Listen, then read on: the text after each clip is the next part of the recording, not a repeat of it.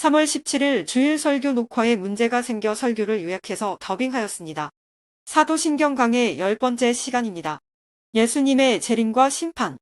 우리가 지금 사도신경을 하나하나 살펴가는 이유가 뭐냐면 여러분들의 신앙을 성경적, 교리적으로 점검해서 하나님과의 관계에서 문제가 되는 부분이 뭔지를 찾고 그래서 하나님과 날마다 교통이 가능한 삶을 살기 위해서 지금 내가 어떻게 믿고 있는지 점검을 해야 됩니다.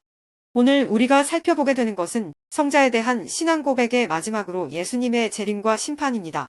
궁극적으로 우리의 믿음은 하나님의 심판대 앞에서 참인지 거짓인지 판결받게 될 것입니다. 나름대로 신앙생활을 열심히 했다고 하는데 하나님의 심판대 앞에 섰을 때 그럼 어떻게 하겠습니까? 그래서 우리가 이 땅에서 하나님의 심판대 앞에 서기 전에 참된 신앙이었는지 거짓된 신앙이었는지 우리가 점검하고 그래서 예수님의 재림 때의 최종적 심판 때 염소로 분류되지 않도록 주의해야 됩니다.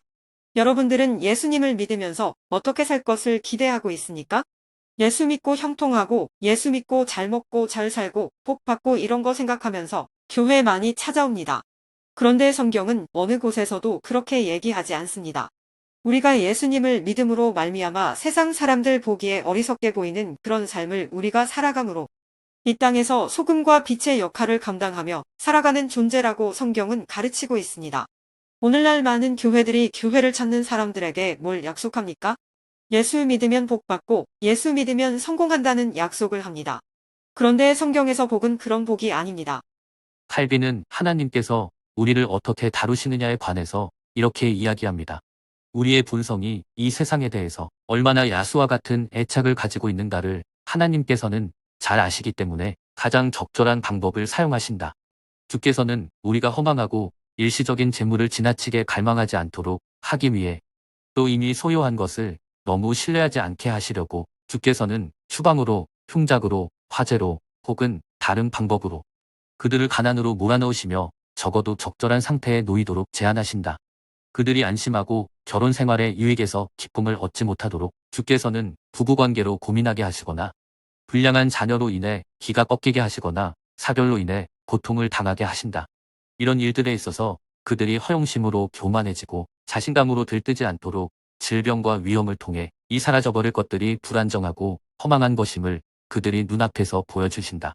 하나님께서는 우리를 사랑하지 않아서가 아니라 사랑하시기 때문에 자녀처럼 대우하시기 위해서 고난을 주시고 때로는 가난을 주시고 믿는 사람들에 의해서 배신당하게 하시면서 이 땅의 것에 소망 둘 것이 없음을 알고 오로지 영원한 것만이 나의 소망이고 내가 하나님만을 바라보며 살아야 되는구나를 알게 하신다. 이 사실을 알고 믿으며 인내하며 살아가는 사람들이 정말 복된 성도인 것을 믿으시기 바랍니다. 이런 차원에서 신약 성경은 예수님의 재림에 관심을 갖고 있습니다. 신약 성경에서 예수님의 재림을 300번 언급하고 있습니다. 신약 성경이 7957절로 되어 있는데 27절마다 한 번씩 언급하는 셈입니다. 이 정도로 예수님의 재림을 중요시 여기고 있는데 우리는 27분마다 예수님의 재림을 생각합니까? 3달에 한 번, 3년에 한 번이나 생각이나 하고 있습니까? 성경은 우리들에게 수시로 예수님의 재림을 생각하고 살아가도록 하기 위해서 경고하고 있다는 사실입니다. 요한계시록 22장 20절 아멘 주 예수여 오시옵소서. 주 예수여 오시옵소서가 아람어로 뭐냐면 마라나타입니다. 초대교회 성도들의 관심이 예수님의 재림과 심판에 초점이 맞춰지면서 항상 내가 심판받을 자처럼 살아가며 수많은 결정을 할 때도 내가 하나님 앞에서 심판받을 자처럼 결정하는 신앙의 모습이었습니다. 지금 기독교인들의 신앙의 모습은 어떻습니까? 자기 감정대로 결정하고 자기 이해 득실에 따라 결정하고 생각나는 대로 결정을 합니다. 왜 그렇습니까? 예수님의 재림과 심판을 생각하지 않고 살아가기 때문에 그렇습니다. 그런데 더 놀라운 건 이 시대 교회들은 마치 하나님의 심판이 오지 않을 것 같은 태도로 살아가고 있다는 것입니다. 여러분, 예수님께서 재림하시면 다 심판하실 것입니다. 이런 차원에서 우리가 정말 바르게 인식해야 될 종말론은 과연 어떤 것인가? 잘못된 종말론에 대한 2가지를 살펴보도록 하겠습니다. 첫 번째가 시한부 종말론입니다. 시한부 종말론이 뭐냐면 예수님의 재림 때를 미리 알고 대비할 수 있다고 하는 주장입니다. 이것은 이단적 교리입니다. 대표적인 사람들이 우문산 기도원, 원장이던 나은몽 장로입니다. 1980년대 예수님 재림하신다고 주장했는데 지금 2024년도입니다. 1990년대 사회적으로 큰 문제를 일으켰던 다미선교회 이장님 씨입니다. 1992년 10월 28일 24시에 예수님 재림한다고 전국에 10만 명이 빠졌습니다. TV로 생중계까지 됐지만 전부 거짓으로 드러났습니다. 세계적인 전도자 빌리 그레함 목사도 1972년 11월 13일 예수님 재림한다고 주장했다가 틀렸습니다. 그날과 그때는 아무도 모르나니 하늘의 천사들도 모르고 아들도 모르고 오직 아버지만 아시느니라. 여러분, 참된 신앙은 어떤 날에 예수님께서 재림한다는 것을 정해놓고 신앙생활 하지 않습니다. 구약 시대부터 쭉 보면 하나님의 심판은 항상 가장 느슨해져 있을 때 왔습니다.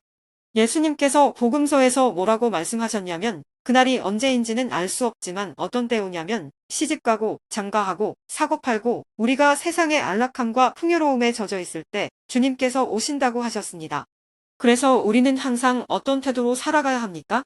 항상 깨어서 항상 심판받을 것을 대비하는 태도로 살아가야 합니다. 종말론에 대한 두 번째 태도가 뭐냐면 주님 오실 것에 대한 긴장감이 전혀 없다는 것입니다.